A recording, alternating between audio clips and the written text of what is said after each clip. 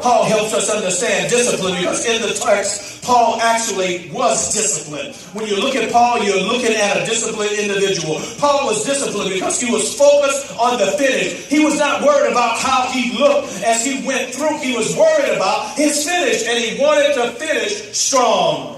Paul was disciplined because he didn't get sidetracked. He did not deal with distractions. He did not allow them to become weights or sin to get in his way with that which God had entrusted in him. And if you and I really understand discipline, and we really want to understand how to win in life, then we've got to discipline ourselves to win.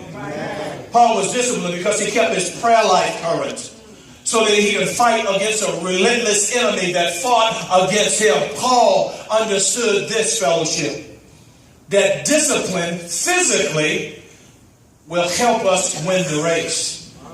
Can I pause here for a moment? Ministry is done through the body. And because ministry is done through the body, if you and I are going to be effective in ministry or in the ministries that we serve, we've got to understand we've got to take care of the body. I cannot do ministry and continue to be successful in doing ministry if I don't take care of my body. I've got to rest. I've got to eat properly. I have to take care of myself in order to minister through the body. Paul says you've got to understand something about the training of these contenders that are in the race. They go through relentless, rigorous training and actually to perform at the time of performance. Because if you look at the backdrop and behind the scene, some of the things that they do to get ready, we could not even do.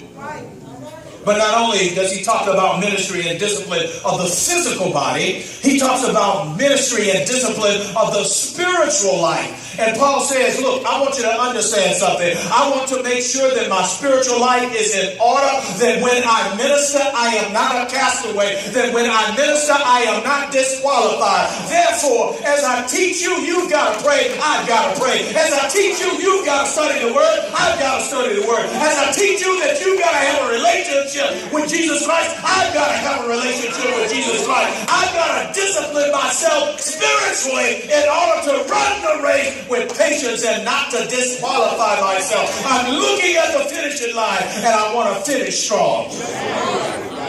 You and I need to understand that we've got to learn to discipline ourselves if we want to win in life. And some of us right now are flunking out. And some of us right now are about to get the big slip. And some of us right now are about to call it quits because we have not disciplined ourselves for the race. The Christian race is not a sprint. It's not a 100-yard dash. It's more like a 26-mile marathon.